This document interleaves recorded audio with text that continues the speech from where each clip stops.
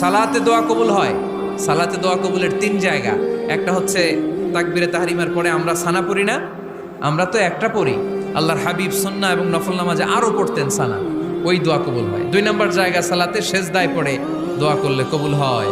আকরাবু মা ইয়াকুনুল আবদু মির রাব্বিহি ওয়া হুয়া সাজিদ ফাকসিরু ফিহি দুআ। বান্দা যখন সেজদায় লুটিয়ে পড়ে, বান্দা আল্লাহর সবচেয়ে কাছে চলে যায়। কিন্তু বিশ্বনবী বলে, সেজদাটা তোমার রবের কুদরতি পায়ের উপরে পড়েছে। সেজদায় পড়ে দোয়া করেন। সালাম ফিরানোর আগে বিশ্বনবী দোয়া করতেন, লা ইউসাল্লিমান্না আহাদুকুম হাত্তা ইয়াতাআওয়াযা মিন আরবা'a। আল্লাহর হাবিব বললেন, 4 জিনিস থেকে পানাহানা আছে আমার কোন উম্মত যেন সালাম না ফিরায়। তারা যেন পড়ে, আল্লাহুম্মা ইন্নী আউযু বিকা মিন আযাবিল কবর, আউযু বিকা মিন আযাবি জাহান্নাম, আউযু বিকা মিন ফিতনাতিল মাহইয়া ওয়াল মামাত, আউযু বিকা মিন ফিতনাতিল মাসিহিদ দাজ্জাল। আল্লাহ কবরের আযাব থেকে বাঁচাও, আল্লাহ জাহান্নামের আগুন থেকে বাঁচাও, আল্লাহ জীবন